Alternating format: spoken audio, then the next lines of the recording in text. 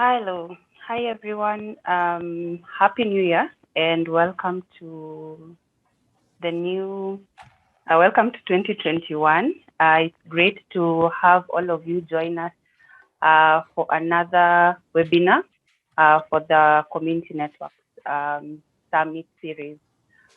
This is our fourth webinar, and we are happy that we have two more to go, and that so far they have been very engaging, but we are sort of shifting. This one, for this particular one, we hope to have a more engaging session with the breakout rooms. And then for the fifth one, we hope to have virtual visit to our respective community networks. So thank you again for joining us. I hope you had a restful time and that you're ready for 2021, and we hope that it will bring us good tidings, better than what we had in 2020. So karibu sana, as we say in Swahili, and I would like to hand this over now to our moderator, Oposo, to take us now to start the session. Thank you. Thank you, Josephine. Greetings, everyone. Thank you for joining us in today's session titled Sustainable Models for Community Networks. So our agenda is very brief today. As Josephine indicated, this is a continuation from the previous sessions. And what we like to do is to keep the session focused in solutions because we understand the challenges that are facing us. So we've got a panelist, a very powerful panel made of people from Congo, Kenya, Seoul in South Africa, and Dr. Sabani, who's joining us from India. In the spirit of keeping it interactive and getting, some sort of solutions from you, today we are taking a different approach where we're going to break into groups, and our panelists will lead you into a conversation that will assist us to come up with solutions for sustainable models and approaches in community networks. So as indicated, our session is focused around three objectives, where we would like to explore the various approaches and lessons that we can tap in around sustainable models. So we hope to brainstorm and come up with possible, critical success factors that will help us to come up with solutions for community networks in Africa. We are also hoping to bring our communities on board by exploring how, as a collective, we can work with them towards sustainability. We are also hoping that the lessons that we are going to get here today could be consolidated so that all of us, we can have some sort of a guide for our future developments as we explore the development of our sustainability plans going forward. As Josephine has indicated, my name is Kgopotso Ditshego Magoro. I will be facilitating the session today. Briefly about me, I was born and bred in Mamaila village in Limpopo province. Currently, I am a research student at Wits University, where I'm exploring the intersection between technology, people, and culture. Before we go into the session, I would like to thank the session organizers, the APC, ISOC, and our patronage, the AU Commission. I would also like to thank our sponsor, the GIZ. Thank you for supporting community networks in Africa. So our speakers is Chaku, John, Sol, and Sabani. Maybe a little bit of context about why we are here today. The previous sessions, which Josephine alluded to, took us into a path that allowed us to understand what goes into establishing a community network. We also got to understand the stakeholders that are playing a role within the CN ecosystem. But most importantly, the last session touched on the various funding models that are available for community networks. So today we are taking a step further by exploring what does it take for us to maintain and run sustainable community networks. So I consider today's session to be very interesting but complex because it has many layers to it. It has the potential to trigger some emotions based on people's experiences and their understanding or misunderstanding of what sustainability means within an African context. The ISOC 2017 report has highlighted that CNs are faced with a number of barriers which inhibits them from growing or expanding. We also know that in many cases, CNs are not able to generate the required revenue to run their day-to-day operations. In cases where they are able to meet their day-to-day needs, they are often not able to expand beyond their current localities. This is all attributed to the lack of business models detailing how we hope to grow our CNs. So we are hoping that today we can facilitate a conversation that takes us into solutions. And to help us unpack this topic, we have a panel of a very experienced people who bring to the room a wealth of knowledge, which I consider to be interdisciplinary. Together, they are going to help us to unpack and consolidate what might be the critical success factors for running community networks in Africa. I would like to take this opportunity, ladies and gentlemen, by introducing our first speaker, Chako, who is joining us from Congo. Chako is currently serving as a senior research coordinator at Ensemble La Défense in Pamojanet. She was born and brought up in Bukavu, Eastern Congo. She is currently leading and conducting research on technological usage, statistics, and impact measurements, where she's combining education in journalism and research. Welcome, Chako. Our second speaker is John, joining us from Kenya. John Kitonga is the Executive Director of Tunapanda, a CBO based in Kibera, Nairobi. Tunapanda runs an institute that bridges the digital divide by training the youth in technology, design, and business skills. John's educational background is in ICT, business leadership, and management. He brings to the room a concept of human-centered design. This concept helps John to lead a way when confronted with challenges so that whatever that he does remains resilient.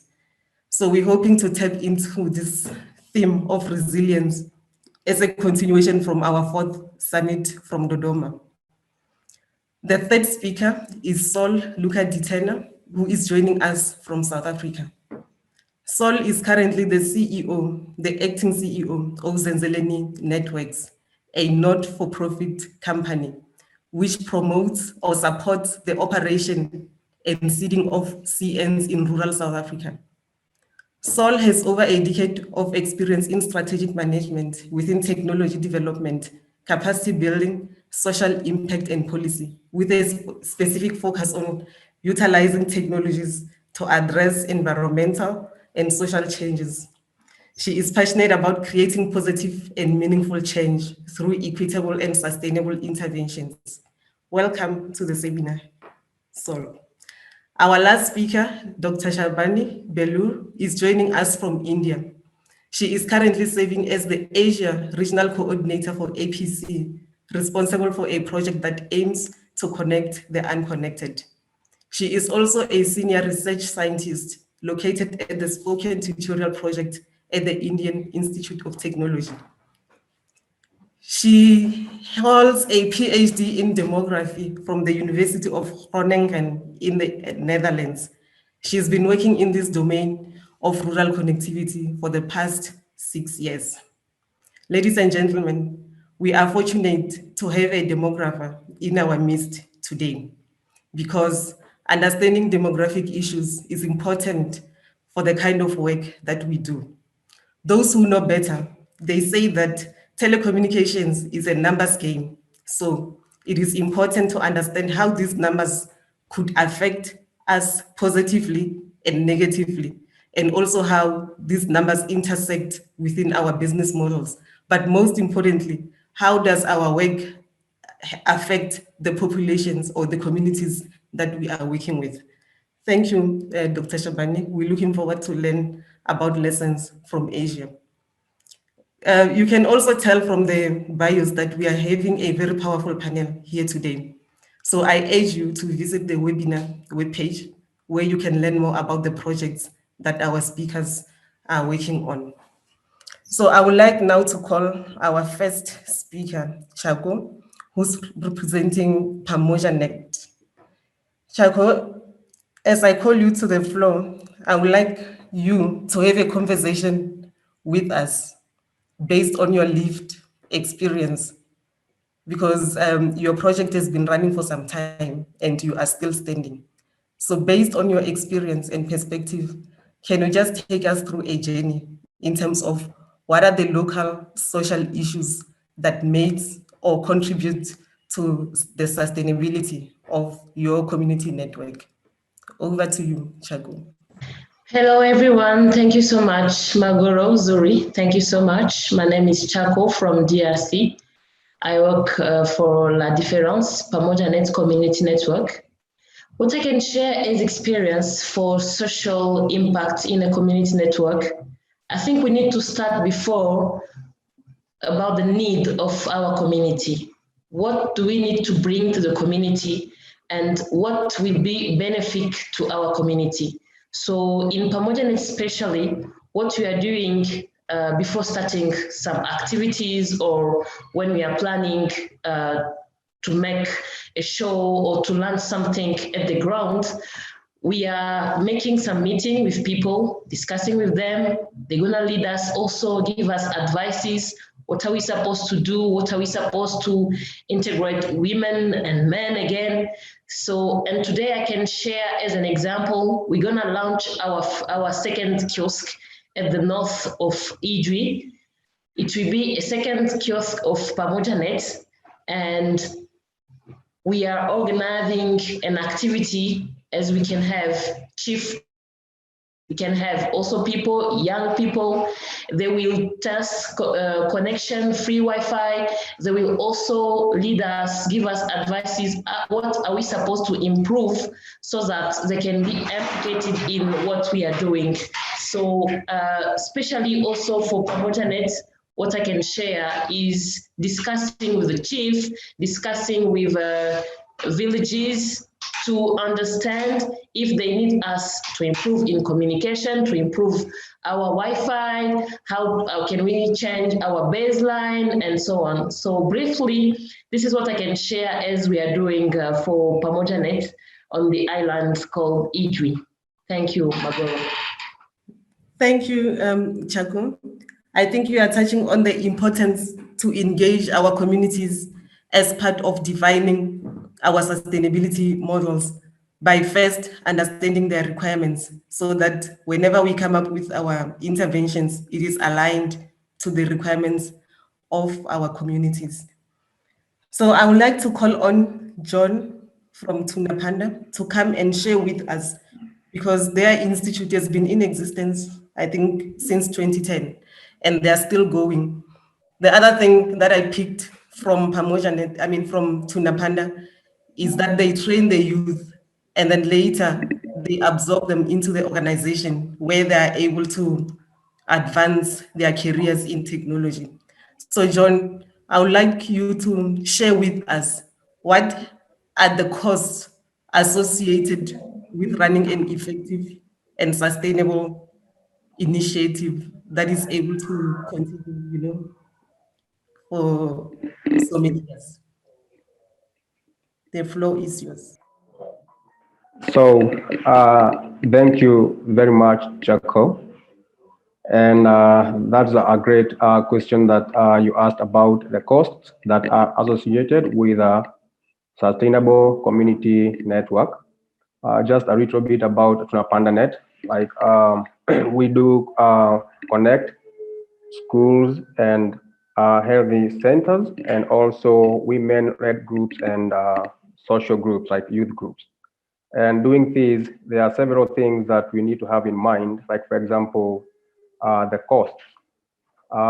You mentioned that Tunapanda does training of the youth in tech, design, and business. And one thing, like when you're doing that, there are costs that are associated with like curriculum development and also having to take care of the students here in school. But specifically for community networks, there are two things that I would like to mention, and one is about like direct costs and indirect costs. And these would mean like we need the equipment to set up the network. We also need money to repair and maintain these equipment. And also, we also need, as we grow and as our networks evolve, we need to enhance the quality of service because that is very, very important. We all understand that sustainability comes along with community support. So if you have the support of the community, then you stand a better chance of selling your services to these people, or maybe a good chance at expanding your services. And then we have some other indirect costs like the overhead and administrative costs. You have human resource, you have the workforce, and from time to time, you realize that with the changing technology, you will also need to keep to stay relevant to the technologies that are coming on, and that would mean building team capacity and also making sure that they stay up to date with the technologies that are coming on. There are some other costs, like for example, consultancy services, which is when you hire an external expertise. Like for example, for us, when we were starting, we needed like some external expertise in setting up the mask because the requirement here is that when you're setting up the tower, you need to have a company that licenses people to do that, and also someone who has an insurance cover because you know the risk associated with that thing. There are some other costs about communication, service, branding, and marketing, and also there are bills and utilities. But in most cases, now that we have known the costs that are associated, we, in many cases here, for example, here in Kenya, many people shy away from talking about money. And we know that money is something that we need. It is not the only thing we need, but it is part of the things that we need to sustain our networks. And we say if we have faith in our work and we believe in the value proposition of our community networks, then we should not shy away from talking about money. Unfortunately, many people do not have the courage to talk about money. I remember that time you people, like for example, maybe you may have seen this. You remember over time when you wanted to send a quotation about a project that you are doing, but you how to go about that. You have the skills, you have the services, but you are afraid of making that quotation or even packaging your services in your community networks. So if you do not talk about it and constantly look for money to fund your CUN, you risk closing down your business or lowering the quality of your service. So I think that's what we will be looking much in, because also we discuss about the ownership, the governance, and the social sustainability of our community network. So those are the risks associated. Okay, thank you so much, John. I think you have touched on the issues that many of us in this room are aware of. And the issue of money is what I call the elephant in the room. And I think you are also correct to make reference to the fact that we shy away to talk about money. And the fact of the matter is that we cannot talk sustainability if we are not prepared to discuss money. So I hope this session today is going to liberate us so that we can be free to say money matters. Money is not everything, but money matters. So we do need to pay people. We need to replace equipment. So let's have a conversation. So I would like to invite Saul to come and share with us the critical or the components that makes us to look at the whole sustainability issue in a holistic manner. John has just indicated that money is important, people are important, equipments are important, the community is important. But often when we talk, we seem to talk like these things are not connected.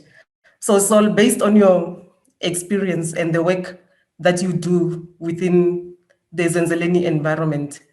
Can you just share with us, about your lived experience in terms of how these components work together, and how can we tap into the experiences of your network to consolidate and come up with a holistic framework for sustainable models in Africa?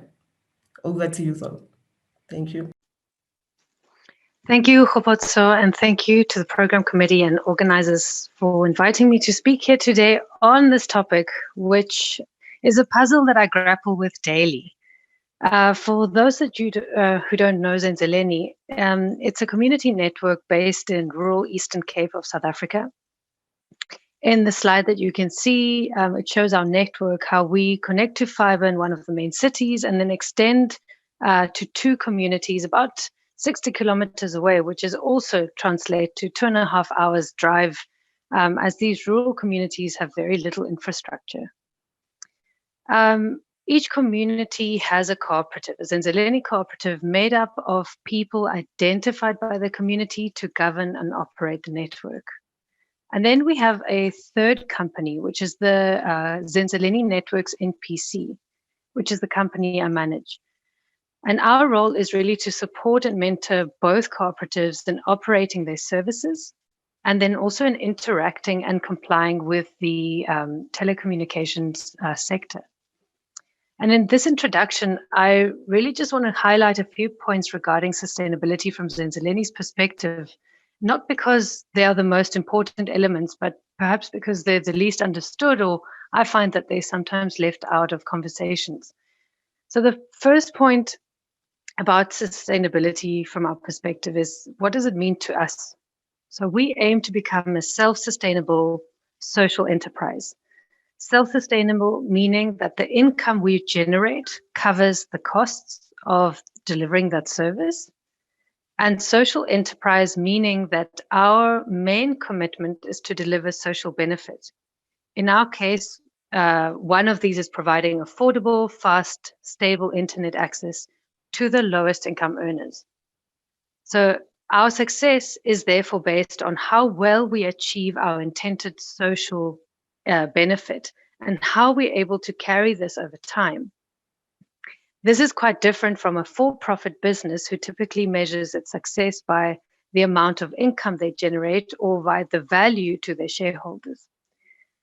To give you a better picture of Zenzeleni, the cooperatives offer 2 Wi-Fi services. Firstly, we have about or more than 70 community hotspots around the villages, and people can access Wi-Fi through vouchers, which we sell for 25 Rand, which is about $1.6 US. And the voucher is valid for 30 days and is uncapped. The other way to connect is as a monthly subscriber. So here people pay for a flat rate for the speed they choose, and then pay for actual gigs that they use in a month. So we currently have over 20 monthly subscribers, which includes local businesses, NGOs, private homes, and the district hospital. So now Zenzeleni was born in a response to the high cost of communication for people living in critical economic situations. And our priority as a community network is that we lower the cost barrier for the majority. However, we extended the network to middle and upper income users because while that was not our primary objective, it was the opportunity to gain sustainability. So the most difficult part of creating this balance is to ensure that the core objective is not compromised in the process of trying to reach that balance. Another element of the model, which I think is critical, is partnerships. In our context, we are trying to deliver services where no other services work. So electricity, water, roads, transport, health services, education, etc., have all been neglected in these areas. We are also working in a sector and an economy driven by profit, which results in leaving behind a large part of the population. And that part of the population is the one that owns and governs our network, and which is also the people that we aim to serve through the network. So the right kinds of partnerships have allowed us to, in our case, have allowed us to access and buy wholesale bandwidth, without which we can't provide affordable services. They have allowed us to interpret telecommunications regulation frameworks, without which we wouldn't be able to operate legally. We have been able to adapt our technical and administrative processes to the rural context, without which we would not be able to operate. So while the Zeleni means do it yourself, and everything we do is from the community and with the community, we can't do it all ourselves. So the second point here to reflect on is finding the right partners, and the right partners will be moved by your same values and have the skills and time to support you. So make sure that your business model includes strategy to find and sustain good partnerships. And the last point that I want to bring up here is how all the elements on a community network are connected and interdependent. So in our example, take, the community decides the services that they need. In our case, Wi-Fi access. Now that was based on what was the need of the context and what we were able to create with the skills that we had.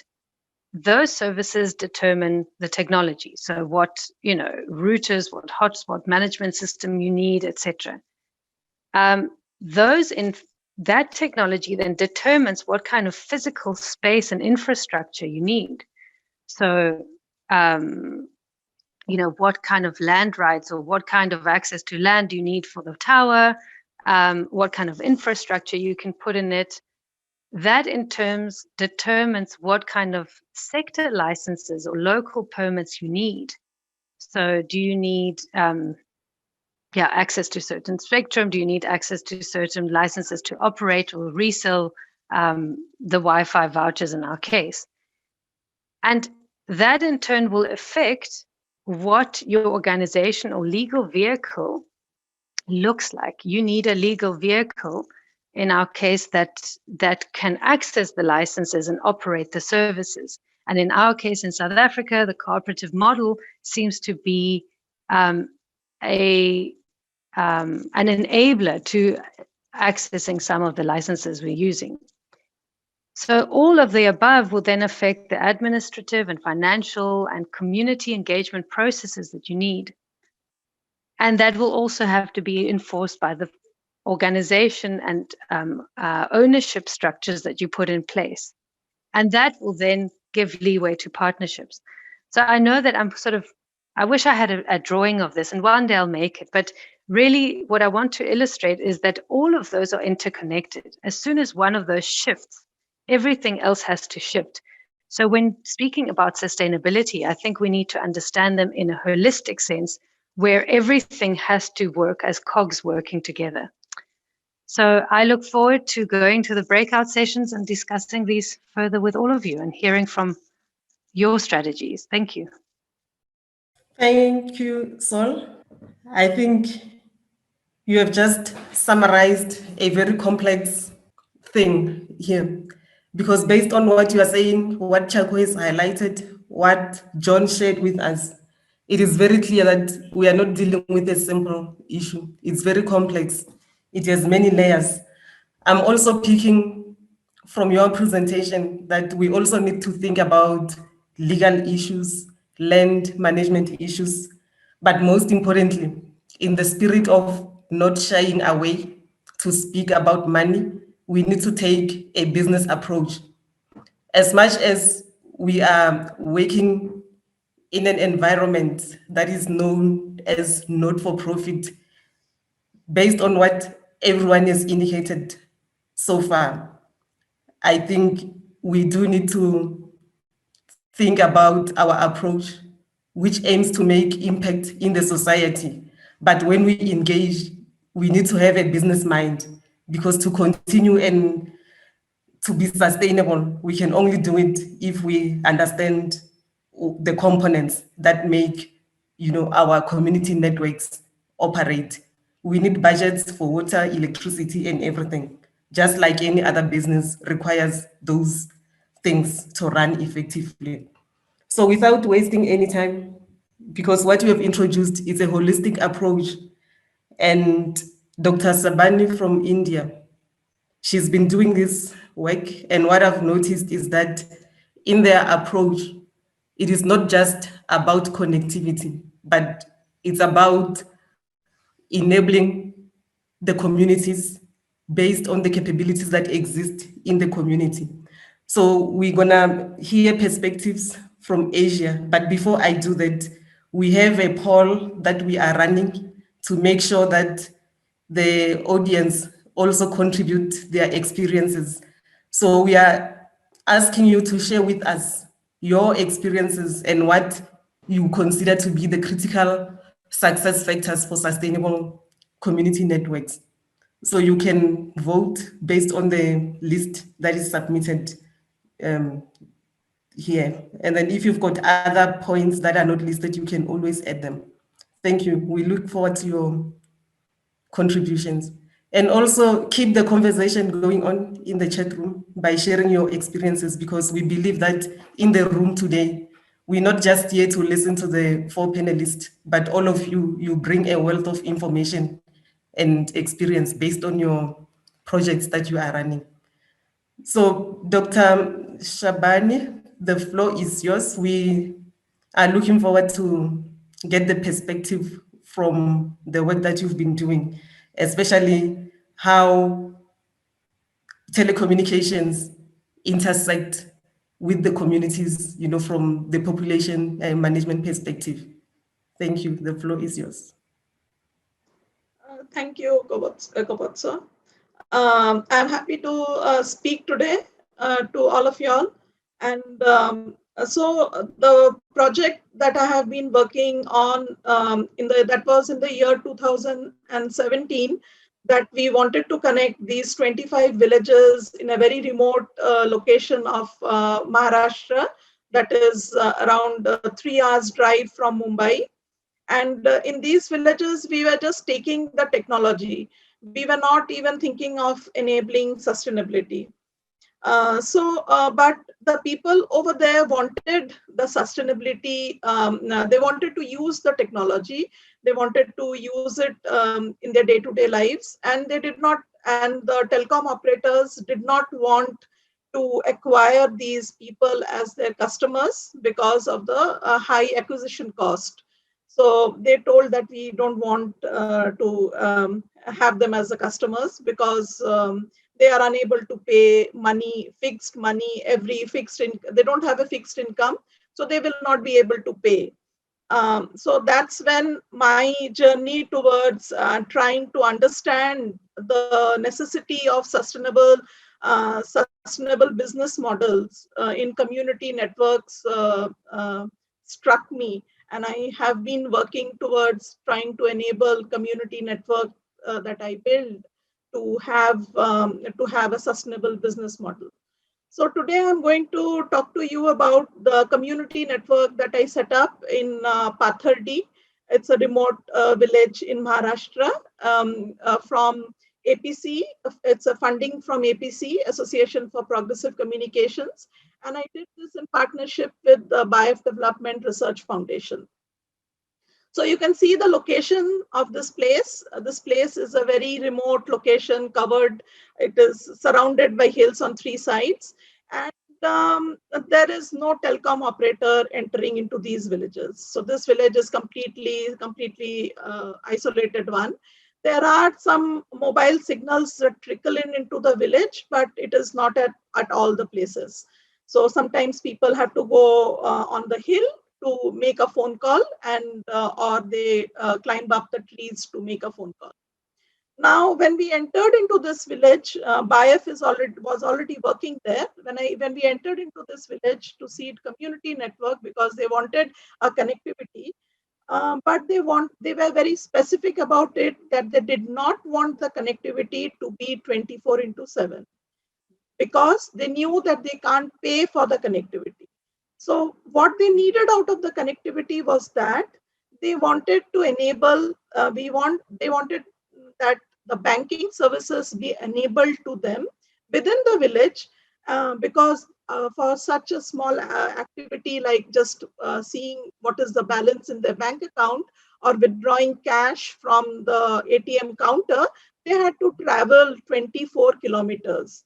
And they being very poor, they are sometimes they have to walk this distance. So they were very specific about it that, look, we want the connectivity for you, and you enable it to us for our banking services, and the rest of the network, we don't need a network over there. That was very clear to them.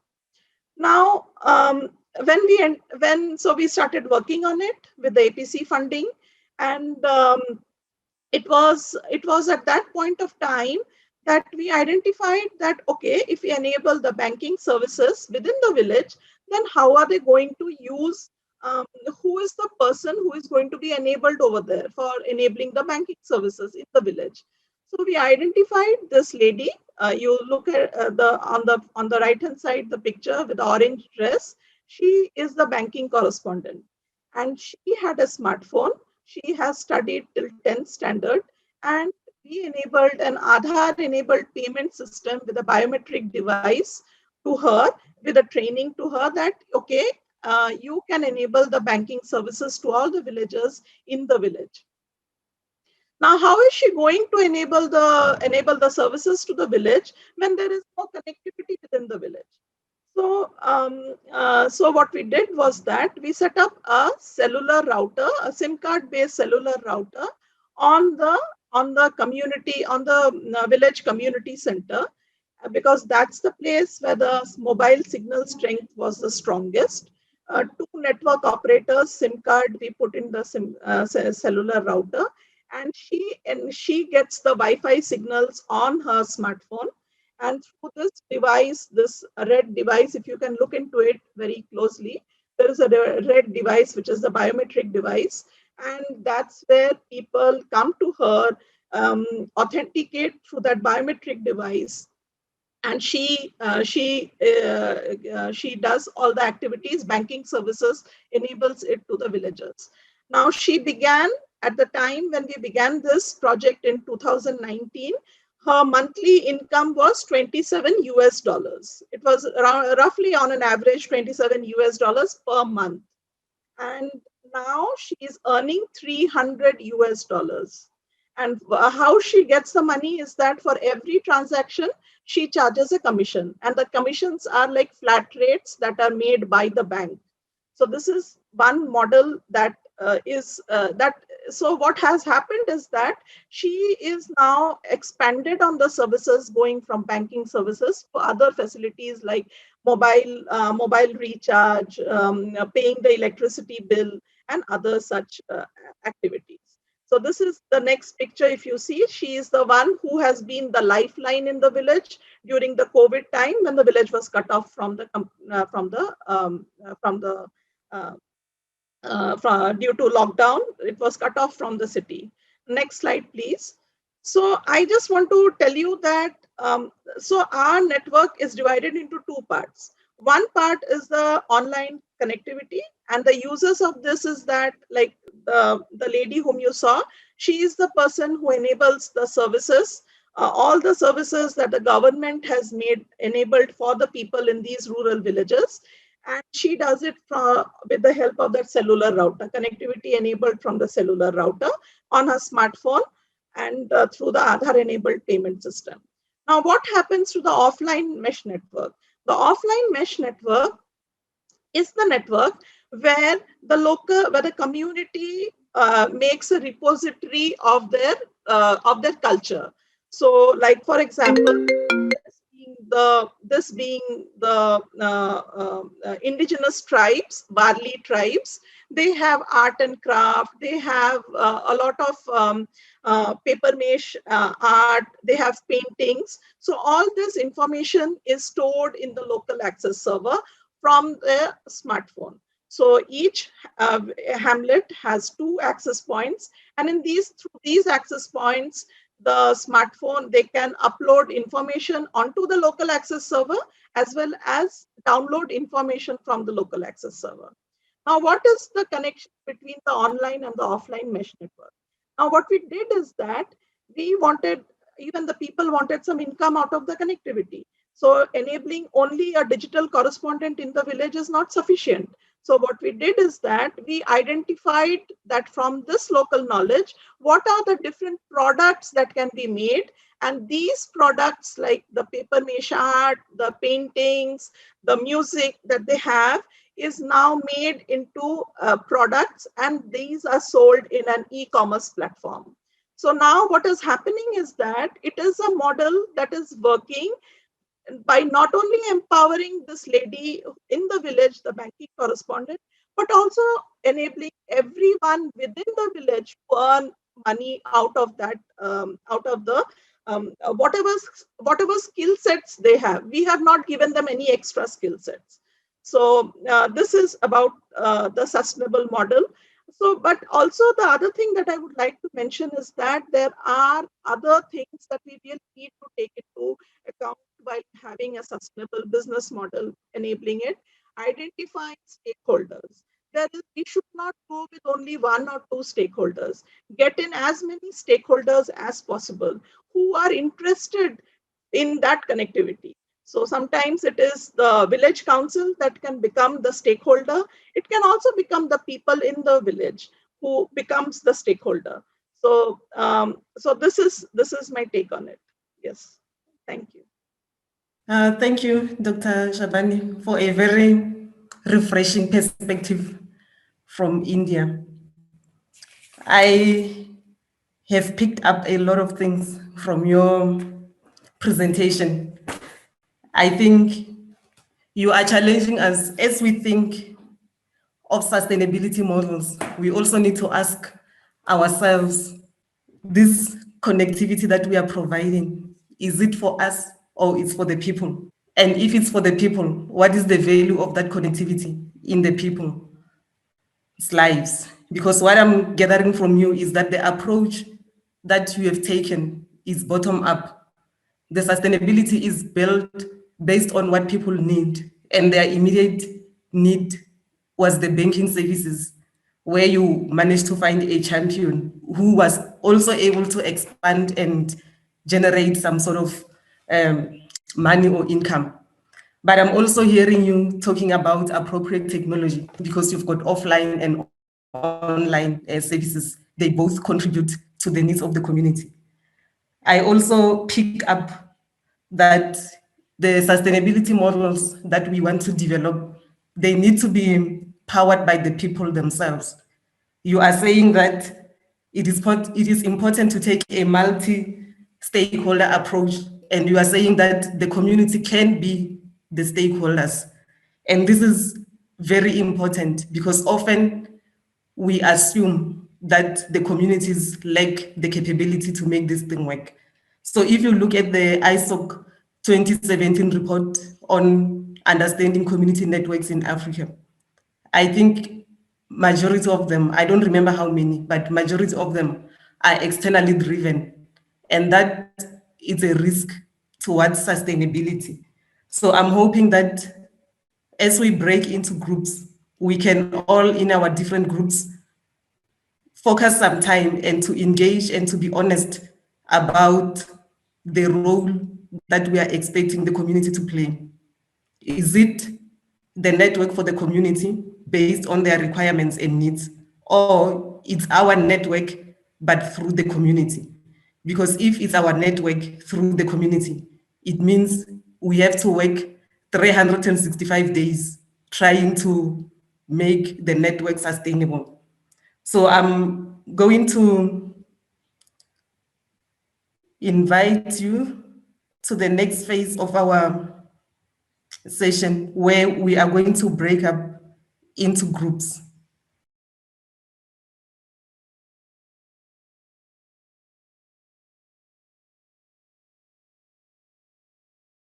I would like to welcome you to this discussion today.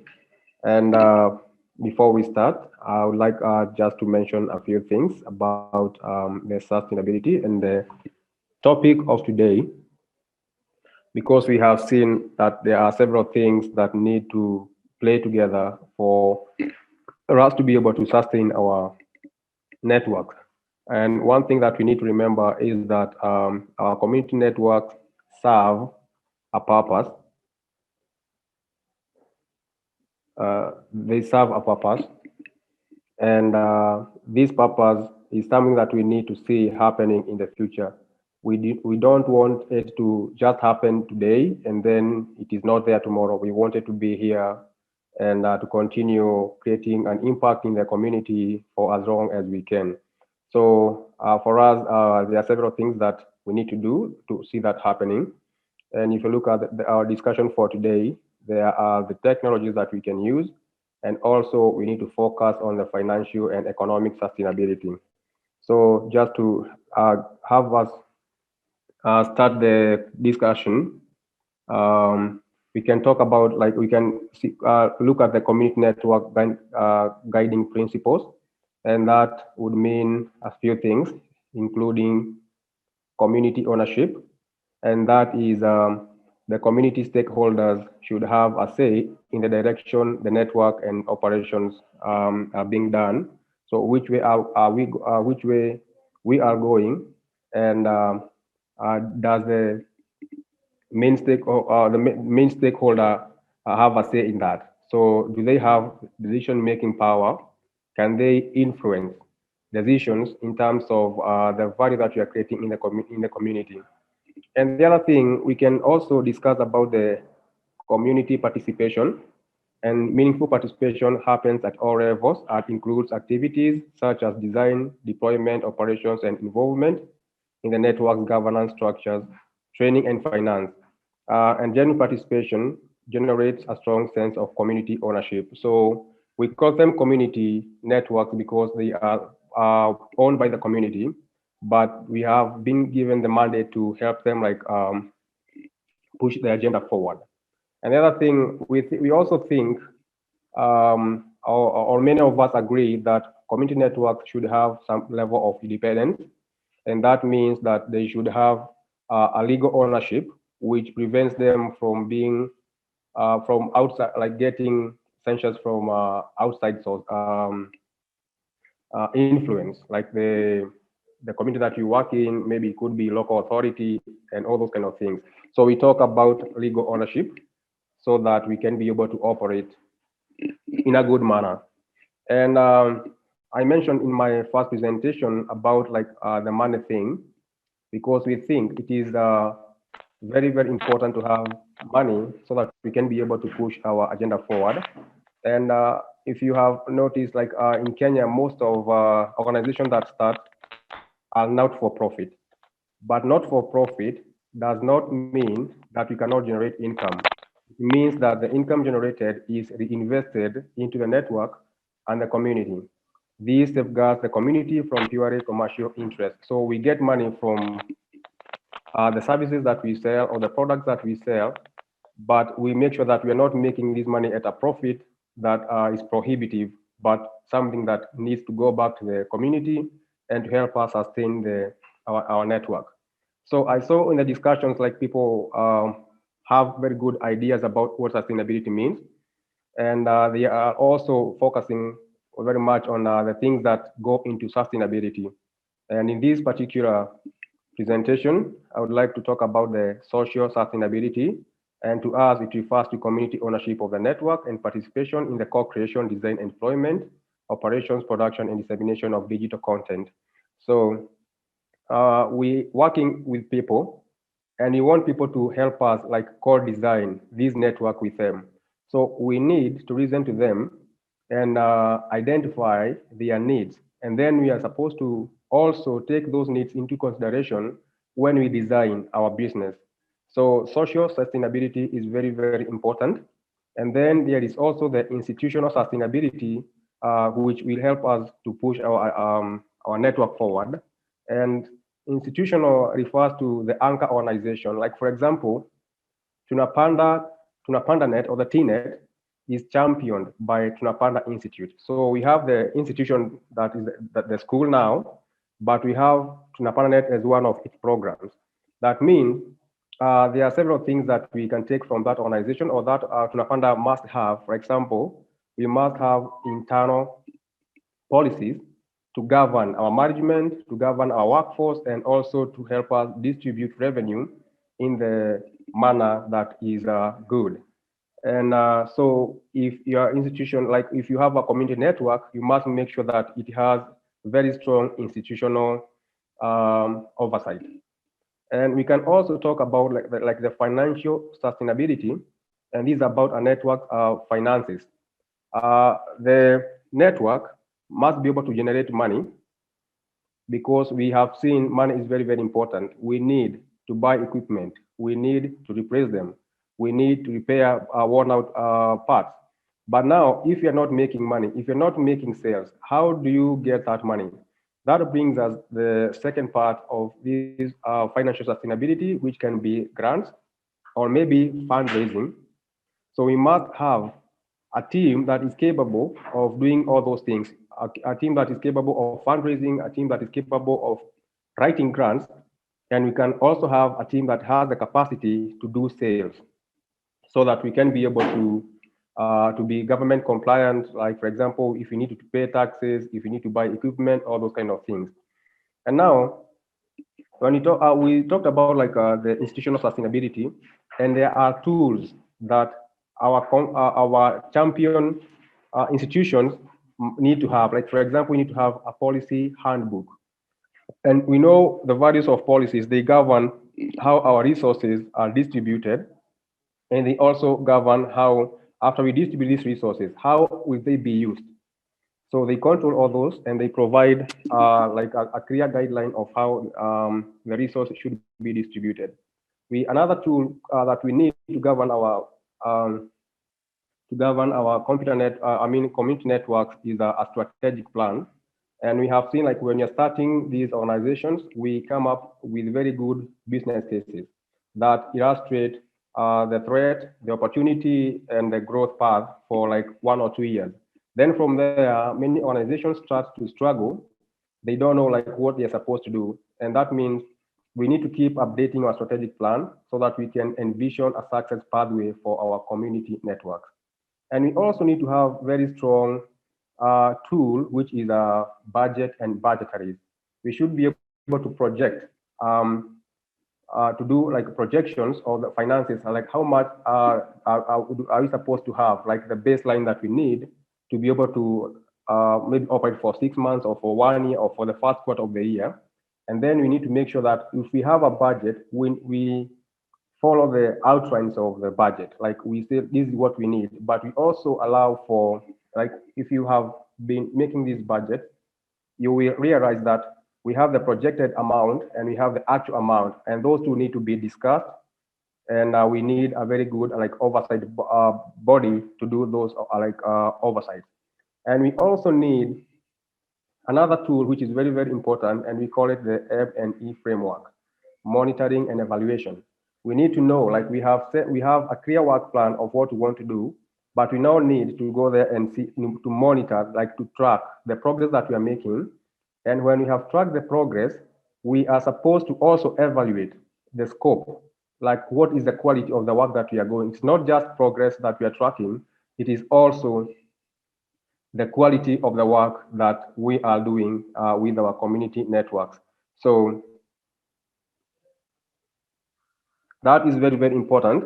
And now I want us to go to the first question that to kick off this conversation, because I know like it's supposed to be very, very interactive. It's something that we are doing and we have knowledge in this thing.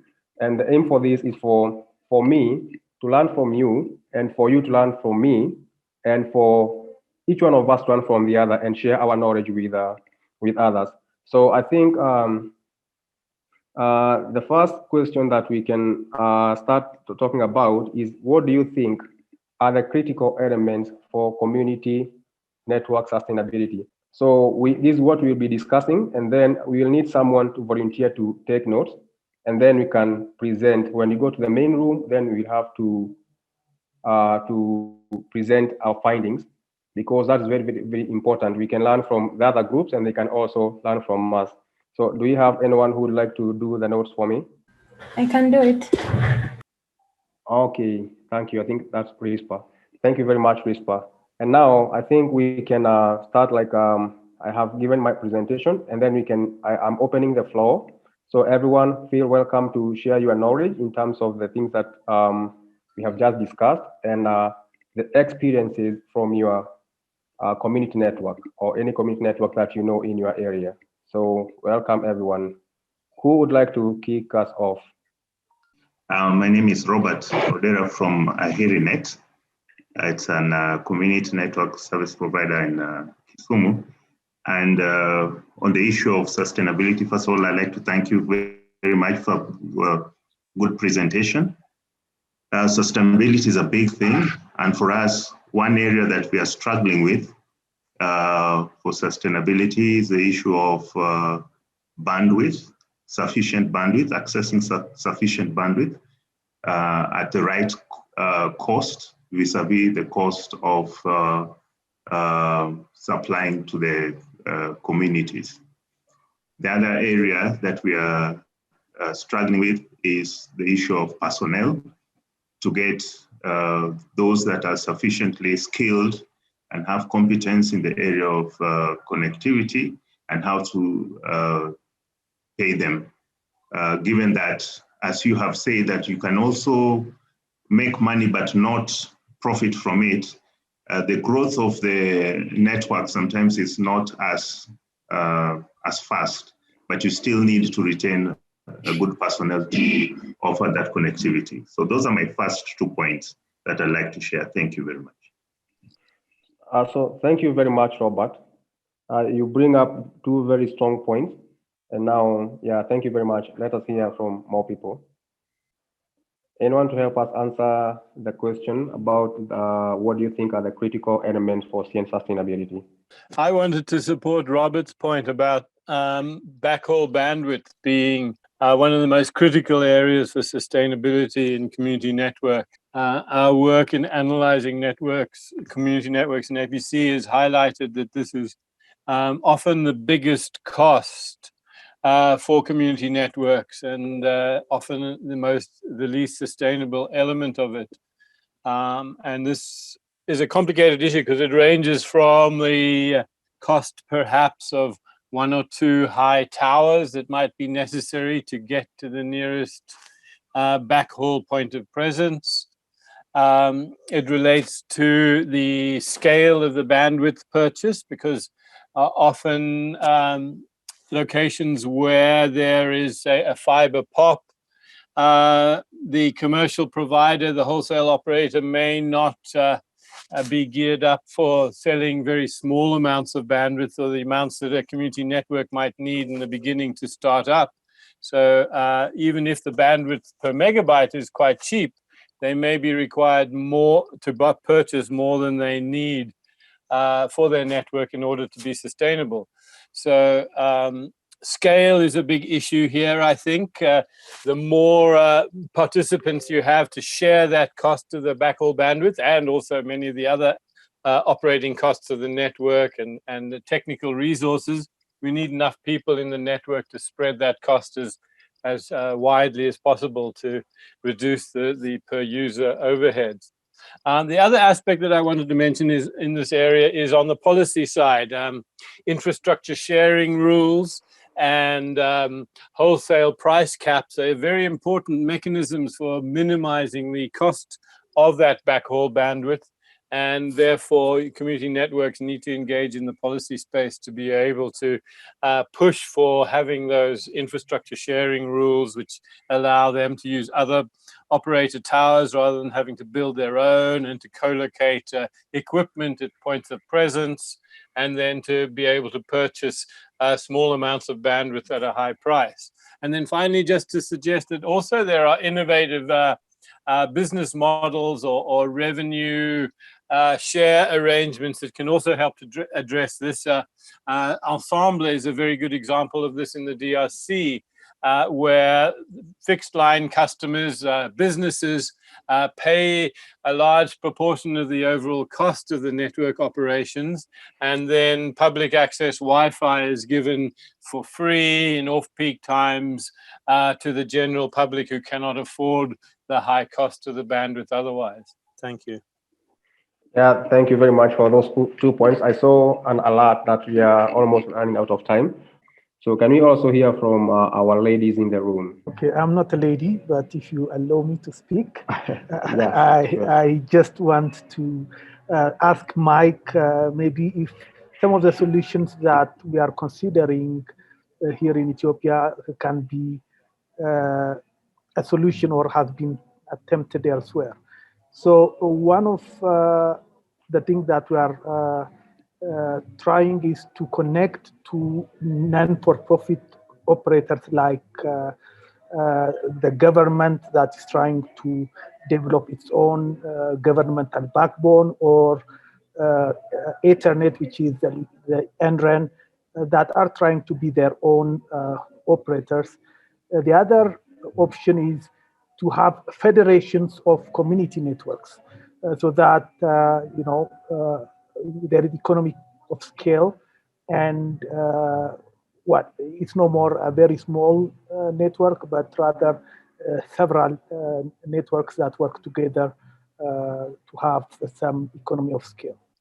Thanks, David. You've touched on two very critical points that I missed. Yes, if there's an opportunity to use a non-commercial supplier of bandwidth like an NREN or a government network, that can make a huge difference to the cost. I think the Tuna Panda has some experience in that area, and which indicates it's not necessarily going to be a really low price just because it's from those two suppliers, and that some negotiation might need to happen. And as you say, Dawood, scaling demand by having a federation of networks and a central purchaser of bandwidth for a lot of small community networks can also help to address the issue.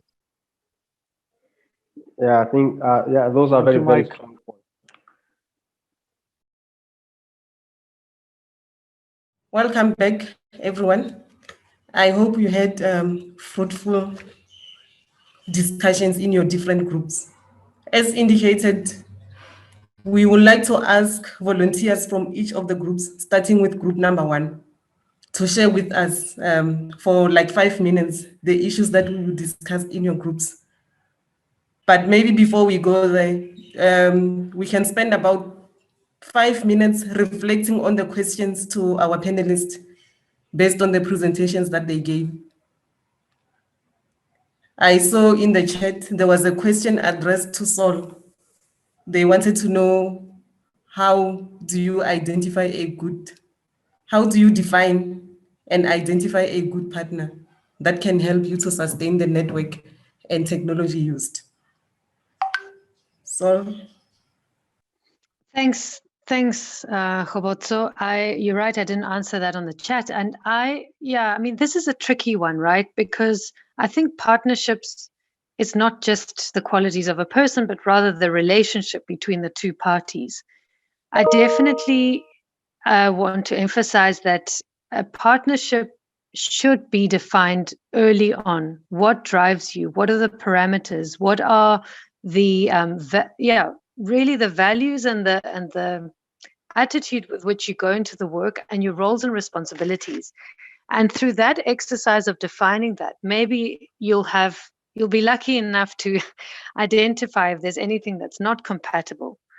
Another thing about the right partnerships, I guess, is, or rather in talking to a lot of community network practitioners about the kinds of people that are required in this kind of work, definitely something that keeps coming up is not self-serving or selfless people. And while I don't think that, people that only work for others and can't take care of themselves is something sustainable or healthy, I do think that there's a pattern in what people are saying, that there is a community network really does look to the benefit of the many.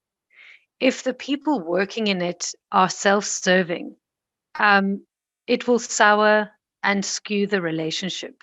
So I don't know if there's a guide for, how to spot the best partner. I don't think there is. And if you know it, please let me know, but I hope that helps.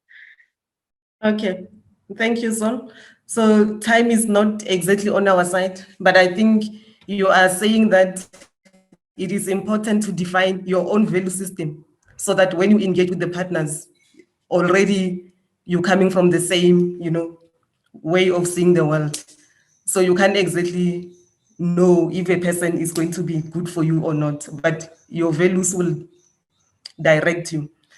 There is a question, I'm not seeing the name who posed the question, but it says, what do we do with all these solar panels, batteries, routers, and end user devices when they are no longer usable?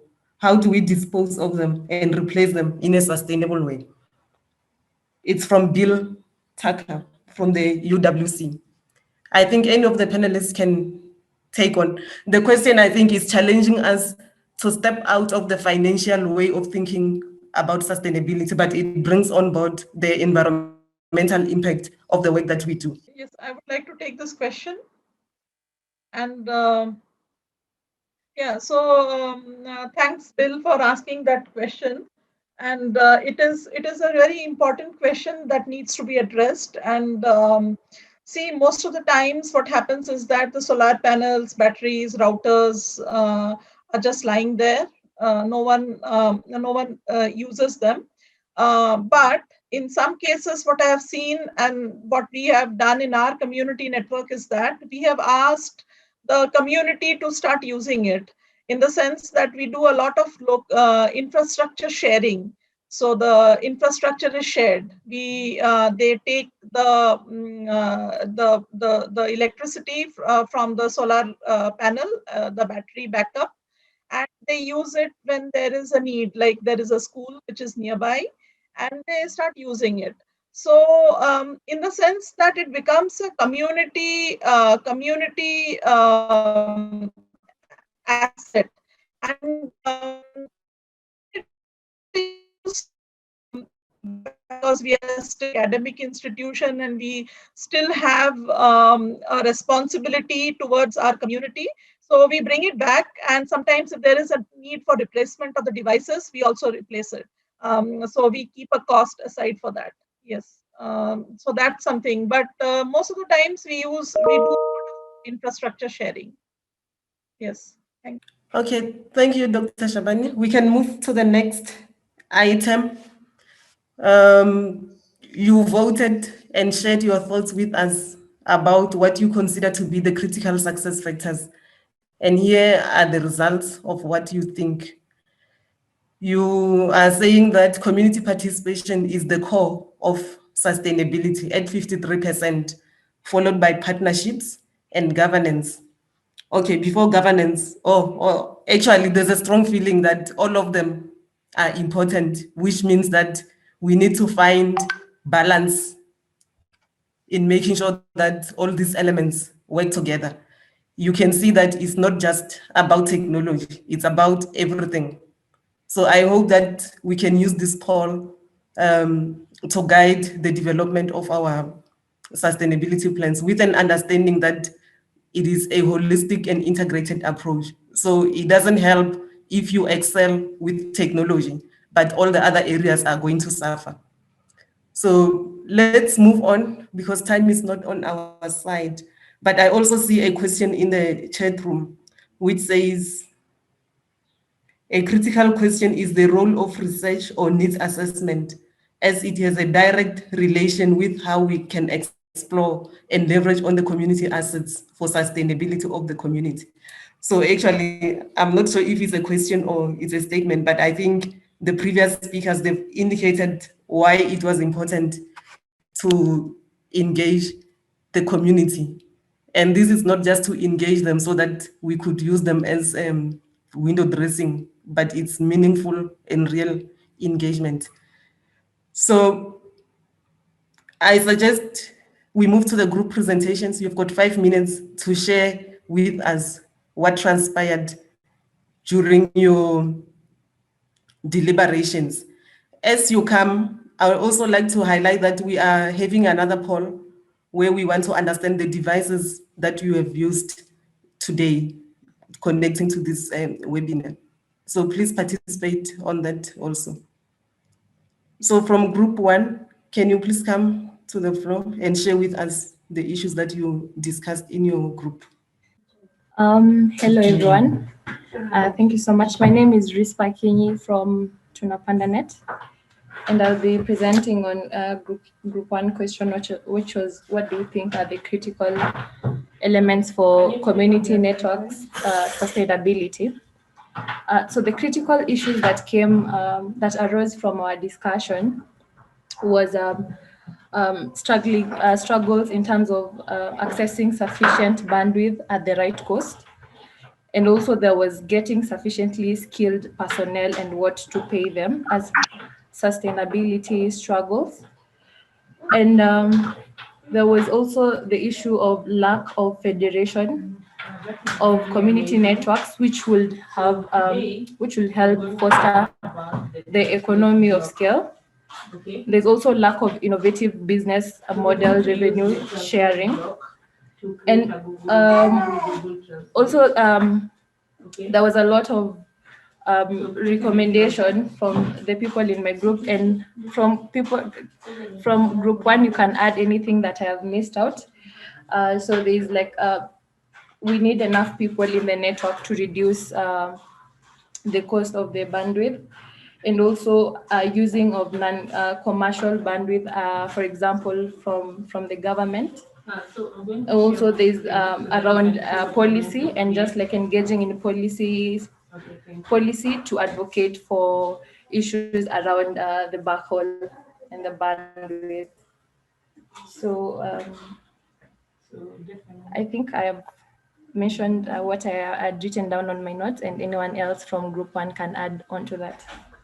Thank you. Thank you, group 1. Can we have group 2? Yes, I'll speak on behalf of group 2. So we had a very lively discussion, and people had discussed about, that like Matogoro from Tanzania discussed about the use of technology, the TV white space technology, and then that the community did not want a local access server, in the sense that the local access server that was placed, people wanted internet. They wanted to do WhatsApp. They associate themselves more with WhatsApp and the internet, and not so much with the local access server where there is no internet.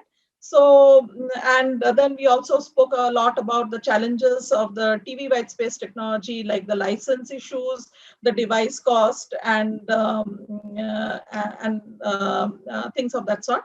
Then there was also discussion in our group on engaging with the community youth, the able-bodied community youth, to take on the initiative within the community, because that's where the community feels that it is a part of the network, and not outside the network, which needs to be there.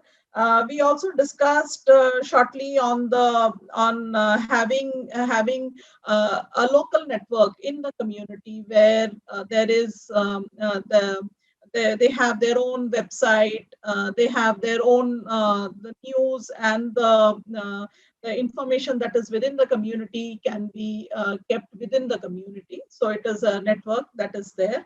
And Matagoro also suggested something on the cooperative society that was suggested by Steve as a sustainable model framework.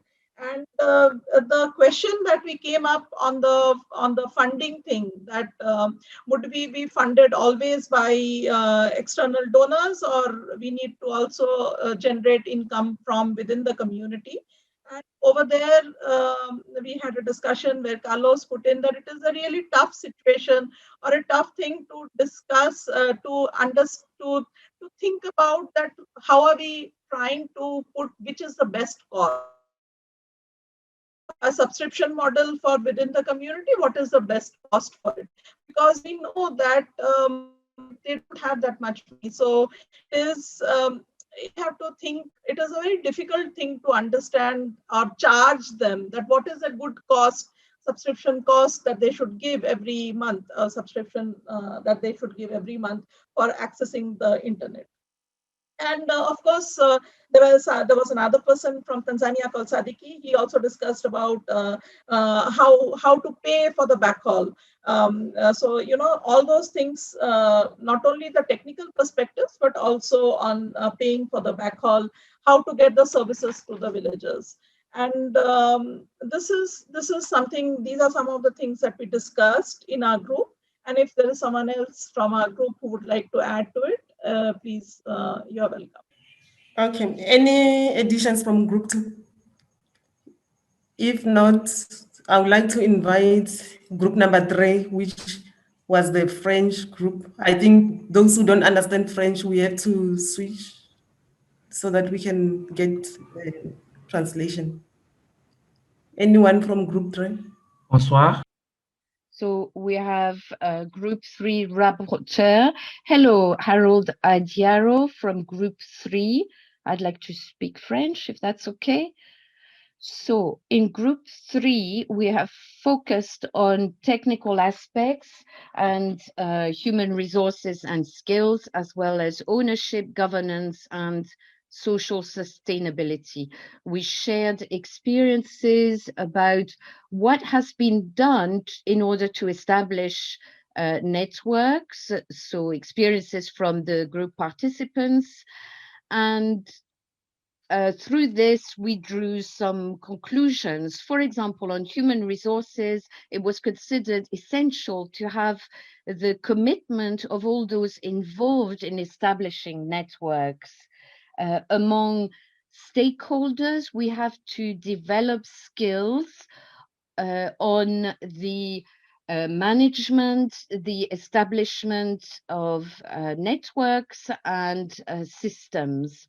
And it's also useful to develop these among technical partners who are also involved in the deployment of projects, because they have human resources for this establishment. On the issue of maintenance, we concluded that we have to set up local groups of students or high school pupils, for instance, in order to manage the networks post-deployment. And on the issue of ownership and governance, a number of experiences have shown that the involvement of local chiefs contributes to the ownership of community networks. So we can see that these local chiefs can be the essential focal points around whom everybody is gathered, involved, for example, subgroups, local groups, cooperatives, young people's groups.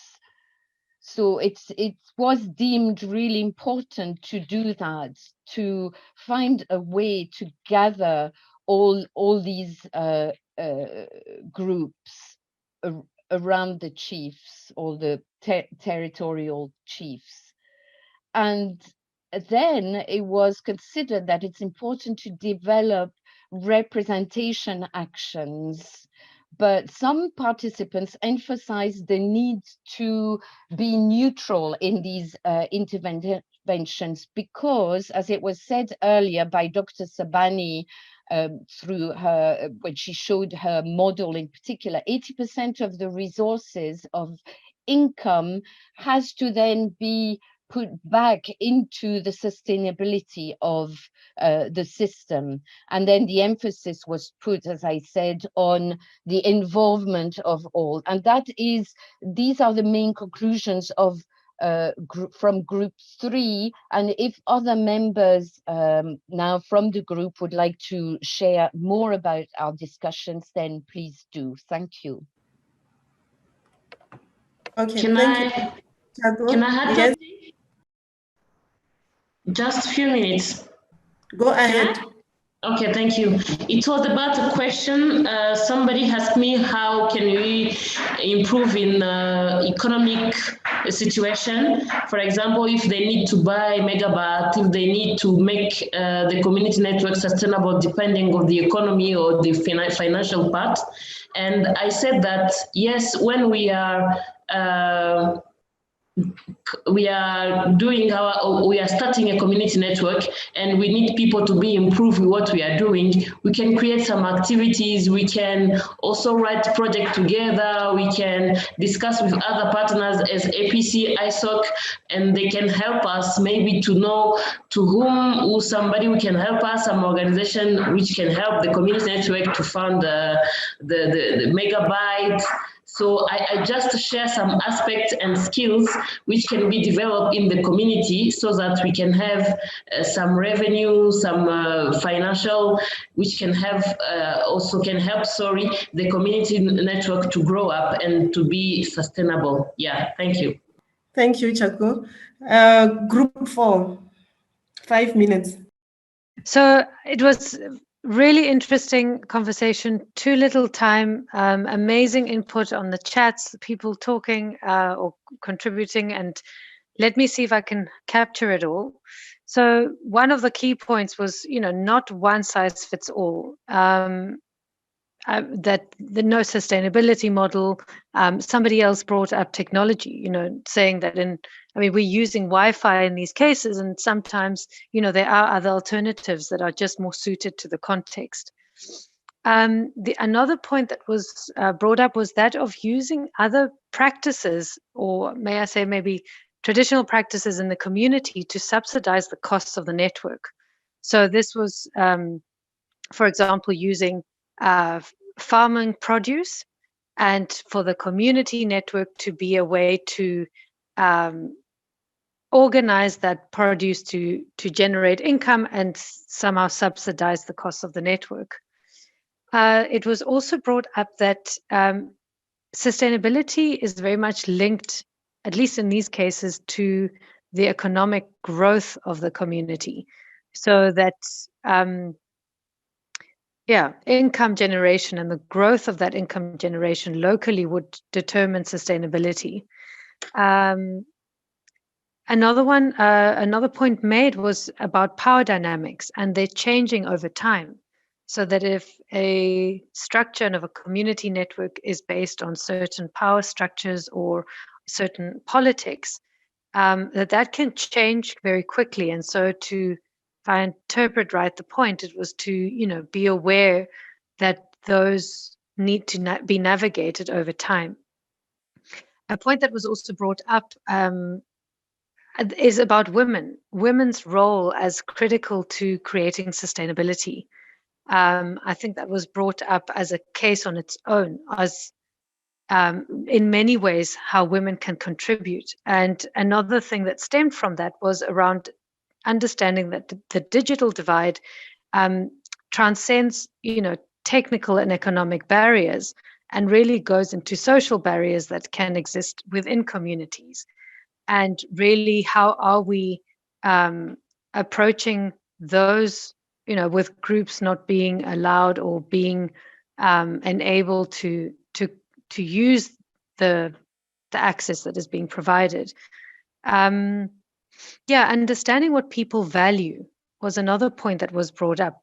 Maybe beyond services, that the community network provides another value to people, and that it has significance, and that can be leveraged in sustainability as well. For example, it's a community-owned initiative, whether it's about the internet or about something else, that in itself holds value.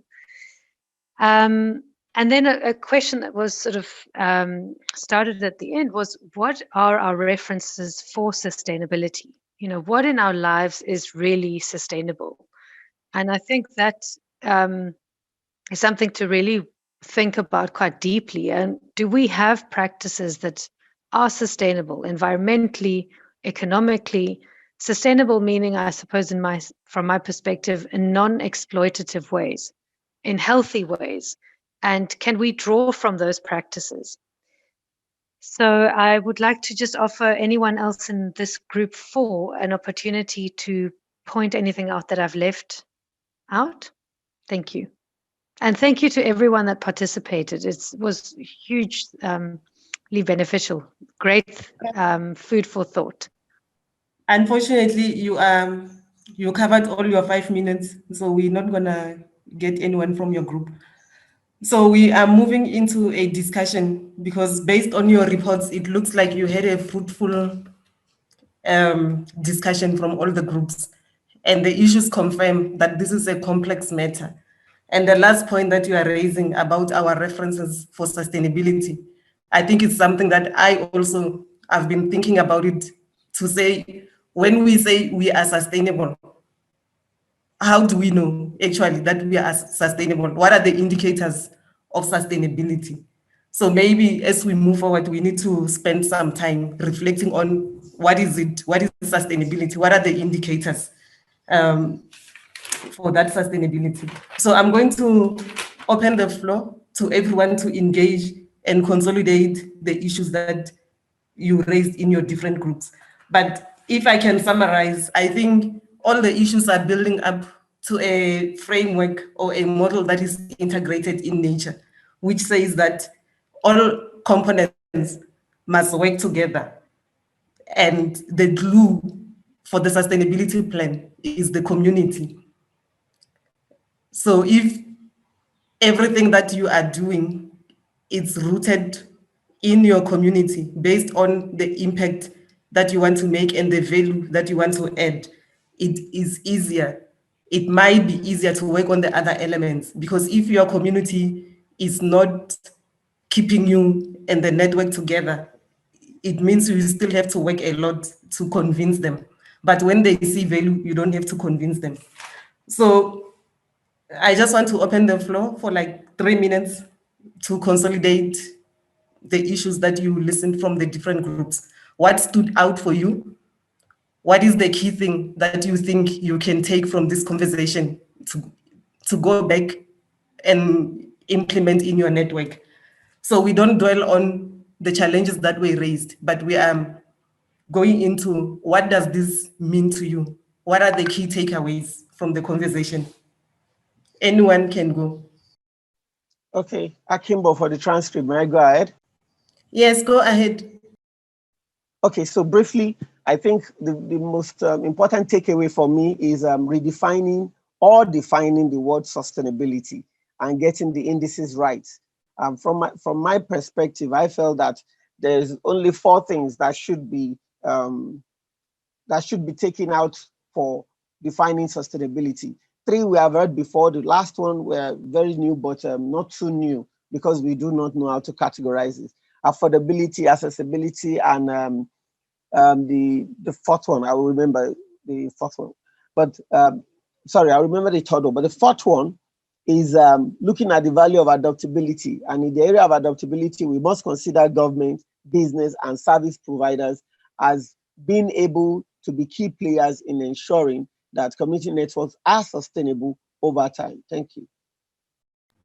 Okay, anyone? Patrick from Uganda. I would talk about sustainability in this regard, that communities or community members need to be put at the forefront in as far as the community networks are concerned. Because after setting them up, these are the people who will continue to use the networks time after time. So if they are not involved, it would mean it's like they wouldn't feel they are part of the networks. And also, as one of the speakers had said in one of the groups, I would still put an emphasis on using the community human resource rather than outsourcing. Because if you involve students, for example, from a local community or a local secondary school, or, it would be easy for management. With time, resources may scale down, but the services have to continue being delivered to the community members. That's all I can say. Over to you, Chair. Okay, thank you. I think others, you can express your takeaways in the chat room. We asked you to participate in the poll where we wanted to check the devices that you are utilizing for today's connection. Okay, as you are voting, I think I want to take this opportunity and thank all of you for taking your time to attend this webinar and contributing your experiences and lessons. I think we've got like a framework, or if we want to call it a framework or whatever, but we have a point of reference where we can start unpacking what sustainability means to the CNs in Africa. So I know that this is not the last time we are having this conversation. There will be more conversations that will come. And we also want to make you aware of our next session, which is scheduled for the 24th of February. So we hope that you will also register and share your thoughts around the next webinar. So I also want to thank our sponsors, the organizers, and the AU again for supporting us as we try to find solutions to connect the unconnected. In conclusion, before we go into the results of the poll, unfortunately, I can't pronounce this proverb, but I like it. It simply means that fire is good for cooking in a specific context. So meaning that whatever that we have been discussing today, whatever lessons that you are going to take away, they will only be effective or appropriate based on the context where you want to apply them. As Sol indicated, that it is not a one size fits all, but we are hoping that we can draw lessons from other people and come up with solutions that are appropriate to our environment. So maybe we can just quickly go to the poll and see what you have voted. And okay, most of you are connecting from the laptops. Thank you. We just wanted to understand that. So again, thank you very much for joining us. We have come to the end of the session today.